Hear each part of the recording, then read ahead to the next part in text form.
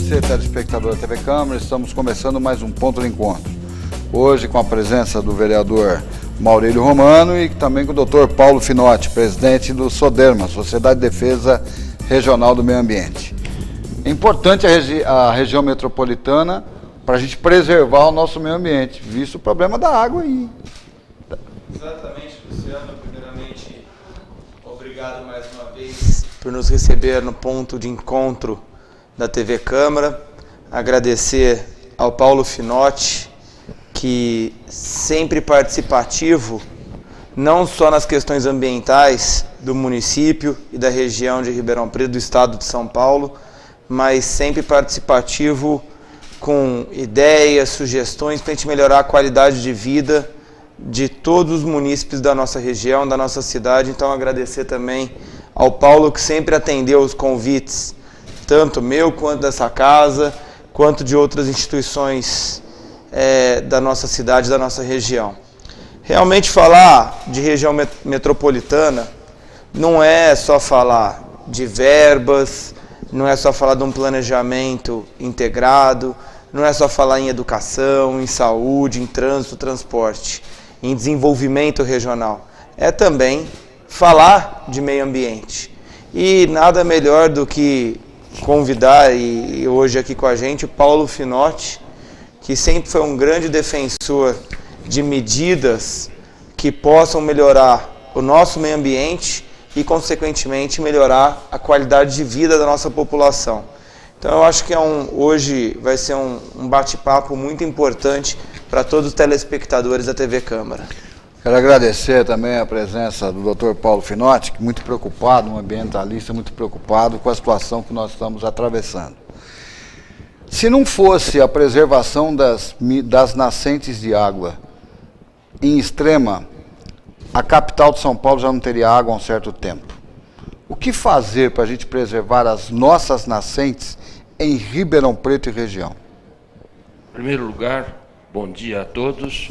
Eu quero agradecer o convite feito por vocês aqui e eu colocaria exatamente essas posições.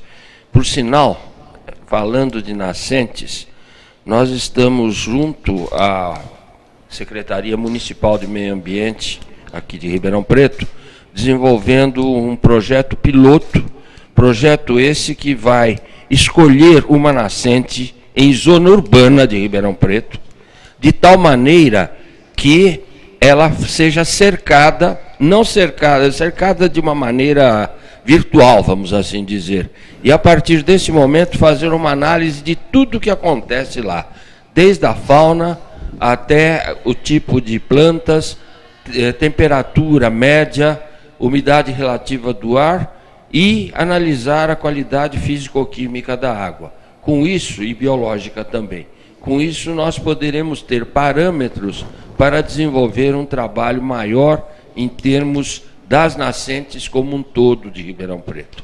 É um assunto muito interessante, importante, e não envolve apenas aqueles ambientalistas em si, e sim envolve técnicos, cientistas e outros setores da sociedade que podem trabalhar com isso.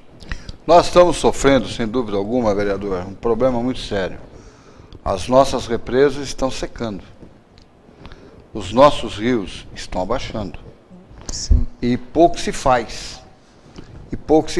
Com a implantação da região metropolitana, nós teremos uma condição de aglutinar a região nesse objetivo. E dentro da sua proposta, com as lideranças regionais, o que você espera disso? A região metropolitana, na questão dos nossos rios, hoje o Paulo também faz parte do comitê da Bacia do Rio Pardo, e esses comitês já estão fazendo um trabalho paralelo aos trabalhos governamentais administrativos. Então hoje é importante que a gente possa planejar as prefeituras onde os rios passam, por exemplo, Jardinópolis, Sertãozinho, Ribeirão, Serrana, onde esses rios passam entre municípios, não ficam só em apenas um município, e fazer planejamentos conjuntos, desde da diminuição da poluição, de jogar esgoto, de ter uma fiscalização mais rígida, de ter um combate na questão de indústrias que fazem descargas também no leito dos rios e acabam poluindo. E tudo isso vai cooperando para o futuro, porque se vai jogando esgoto, vai morrendo a vida daquele dentro do rio, vai morrendo, o ecossistema ali dentro vai acabando e vai fazendo com que isso diminua. Então, quando a gente passa a ter um planejamento conjunto entre as cidades, as ações conjuntas, primeiro que é muito mais fácil, Lola, de se buscar recursos. Hoje o comitê faz muito bem isso, e as regiões metropolitanas já instaladas no Brasil, não só no estado de São Paulo, conseguem buscar recursos não só mais nos seus governos estaduais e nem só no governo federal. Buscam dinheiro em organismos internacionais e que estão dispostos a patrocinar isso porque sabem que é o futuro da humanidade. A preservação do meio ambiente é a preservação do ser humano.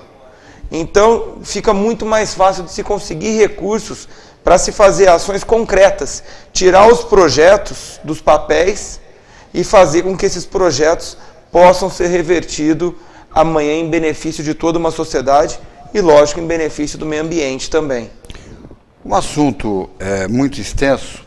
Paulo, do seu estudo, pelo seu conhecimento, qual a situação do aquífero Guarani hoje? Bom, deixa eu só acrescentar alguma coisinha no que o Maurílio comentou, porque mexeu num trabalho que nós estamos fazendo há muito tempo, que é os comitês de bacia. E eu tive a oportunidade de participar, entre outras coisas, da preparação do anteprojeto que criou esses comitês no estado de São Paulo. O que acontece é exatamente isso. Nós estávamos pensando, na década de 80, no estabelecimento de consórcios intermunicipais. Do consórcio passamos para os comitês. E agora nós temos uma situação muito importante, que é exatamente associar as ideias que já vieram dos comitês para exatamente a metropolização, que é uma coisa que deve acontecer em função até de envolvimentos econômicos, financeiros para todos os municípios que existem no processo. Com relação ao aquífero Guarani, nós estamos em termos de qualidade da água, a qualidade está excelente. Agora, em termos de quantidade, nós temos uma preocupação muito grande, porque a recarga está sendo muito menor do que o que nós chamamos de explotação. Explotação envolve exploração com vias de interesse financeiro, inclusive. Agora, o que acontece? Em Ribeirão Preto, particularmente, o aquífero é consumido integralmente, quer dizer, nós temos todos os sistemas de fornecimento de água são via aquífero Guarani. E nós temos, dentro do sistema oficial, quer dizer, do município em si, cerca de 100 poços sendo utilizados. Nós temos outros tantos, 200 ou 300 outorgados, e mais um outro tanto desses poços que são clandestinos. Com isso, está ocorrendo um rebaixamento muito grande, particularmente na região central do município, e em função também disto, nós elaboramos dentro do comitê uma deliberação dividindo o município em 3 zonas distintas. A zona central, onde está sendo proibida a abertura de poços profundos. Só poderá ser aberto um poço em substituição a outro e assim mesmo no poder público, e com distâncias estabelecidas e com dificuldades de poluição e tudo mais.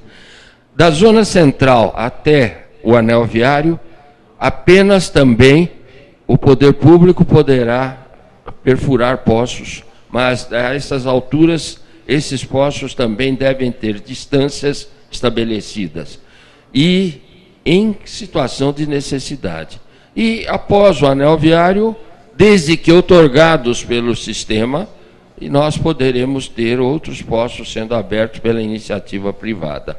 Agora, de qualquer maneira, não apenas o município como um todo, em termos do poder público, como a população, devem respeitar um pouco esse precioso líquido que é a água. Nós estamos vendo a situação do estado de São Paulo, em particular, e a situação lá de cima, do norte, com Madeira, Mamoré e tudo mais, onde o que acontece? A água está sendo um objeto de noticiário diário e a todo instante dentro da mídia. Paulo, a zona leste de Ribeirão Preto é uma zona onde se acentua mais a recarga do aquífero. Existe a preservação dessa área de recarga? Olha, eu gostaria de aproveitar a palavra preservação que vocês comentaram aqui para dizer uma coisa. Nós estamos confundindo muito a palavra preservação com conservação desde a nossa Constituição Cidadã de 88, onde se fala a todo instante preservação, preservação. O que é preservação? Eu pegar um objeto, levar no museu, colocar uma redoma em cima e não mexer mais. Não mexer. Agora, conservação, eu pego o Fusca do Golfeto, tá certo? Que é de 1800 de Aracide Almeida, e ou utilizo trocando óleo, lavando, o que ele não faz, tá certo? E mexendo a todo momento que há necessidade, trocando peças. Então, vamos falar em conservação no momento.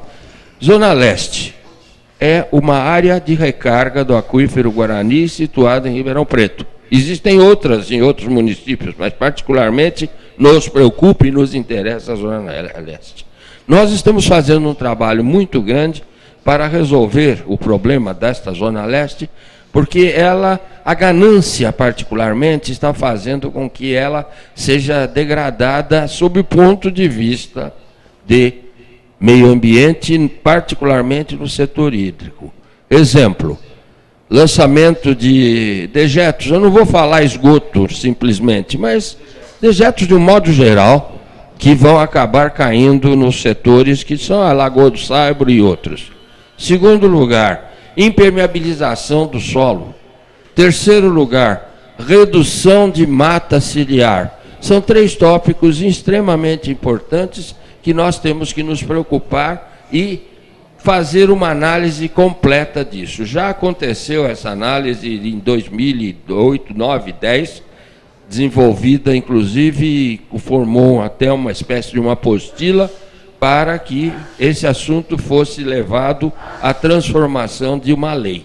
Mas a política, de um modo geral, está desenvolvendo um trabalho complicado, porque forças outras envolvem essas discussões, acabando de nos deixar aí com uma Zona Leste relativamente sacrificada. Ao que parece, com essa ideia de problemas lá na Cantareira, em São Paulo e outros, acordou um pouco a população como um todo para sentir-se obrigada a repensar o seu comportamento com relação à água, e particularmente agora podemos pensar no comportamento com relação à Zona Leste.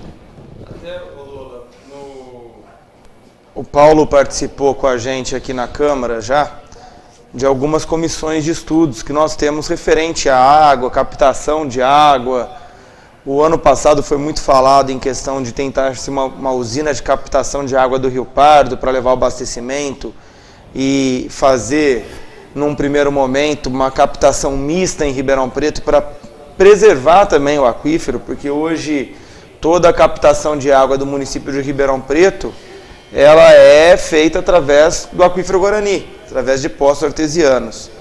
E alguns lugares no estado e em outros locais, a captação de rios, de mananciais, já está em funcionamento.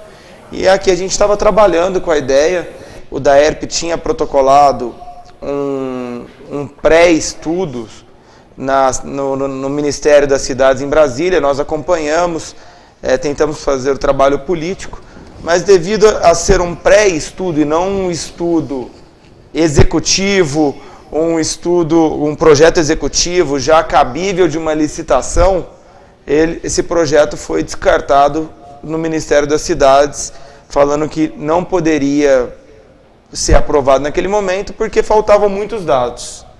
E realmente a gente precisa começar a pensar nisso e numa alternativa para a captação de água no município de Ribeirão Preto.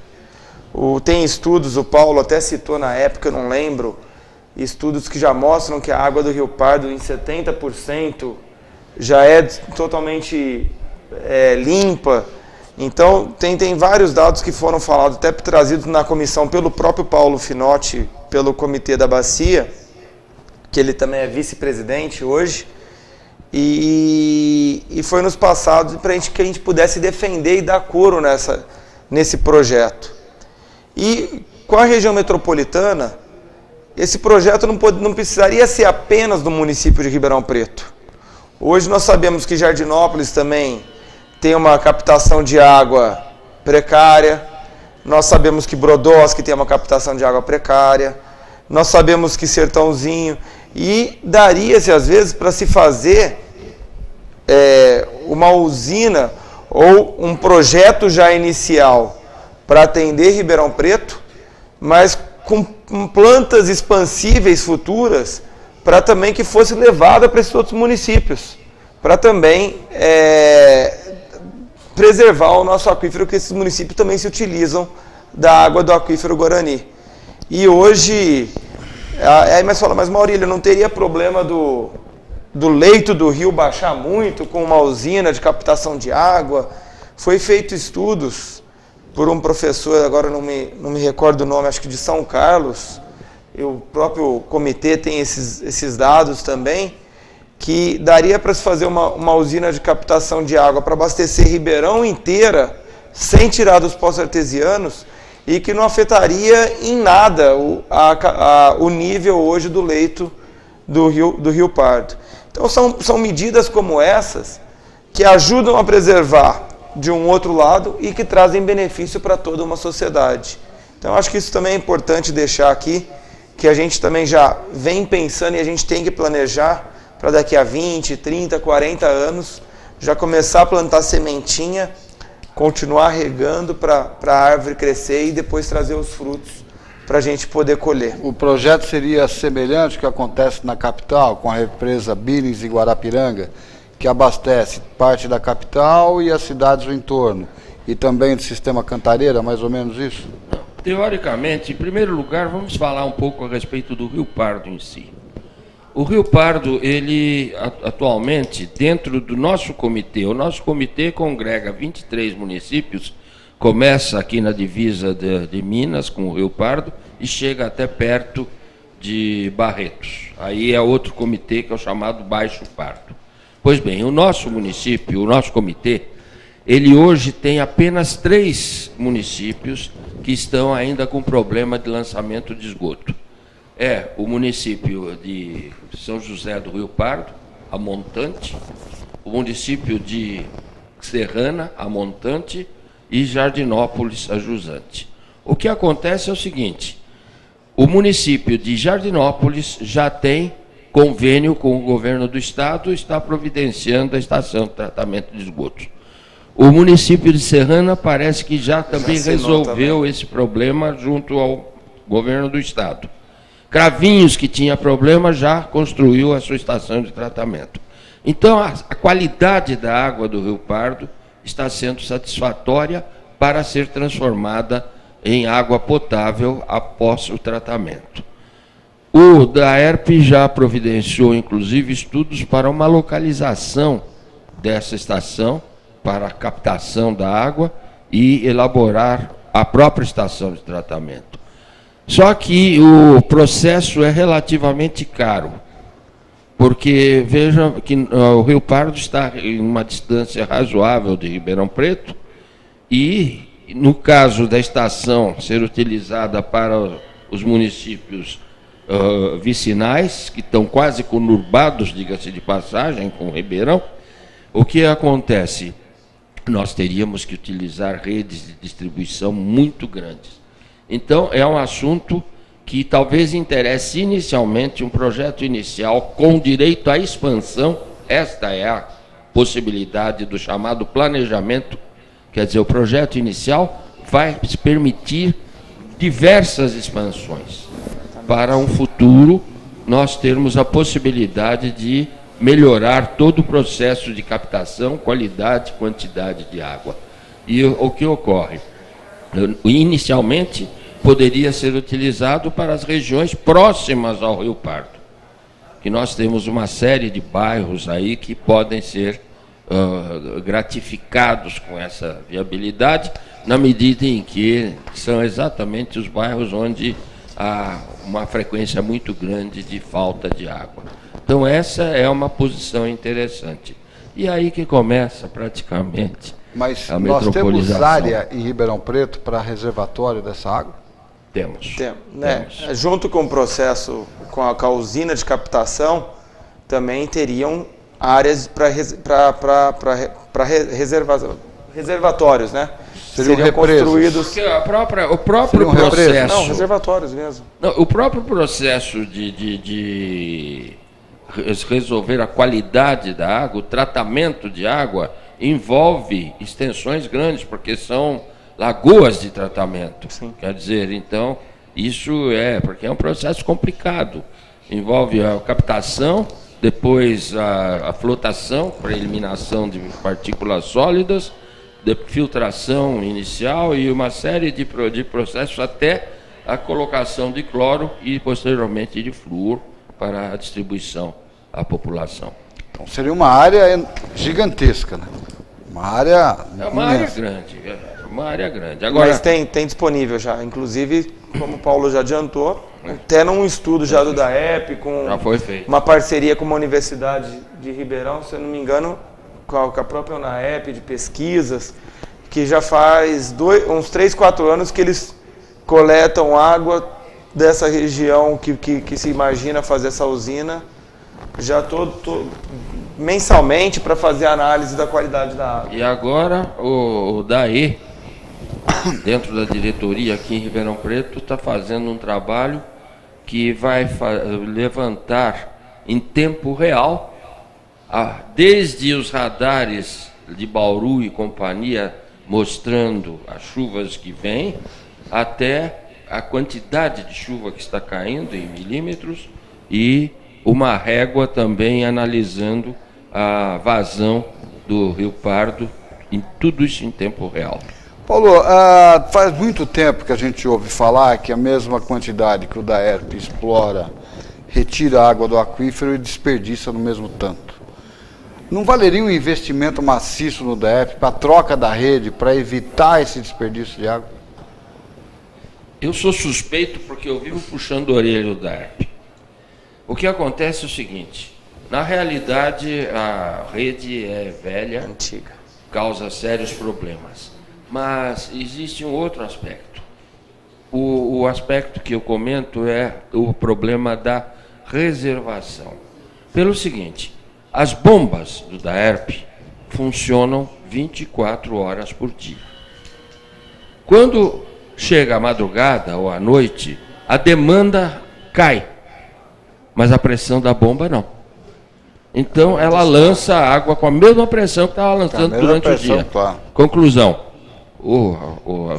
rompe todo o encanamento.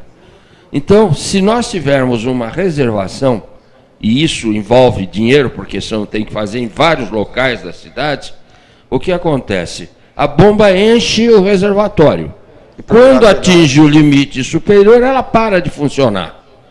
À medida que a água vai descendo, ela desce com a pressão constante e normal, até atingir o limite inferior, onde a bomba começa a funcionar novamente. Com isso, nós temos redução de problemas de vazamentos, redução de manutenção das bombas, porque elas não funcionam ao tempo integral, do gasto da energia, e redução de gasto de energia.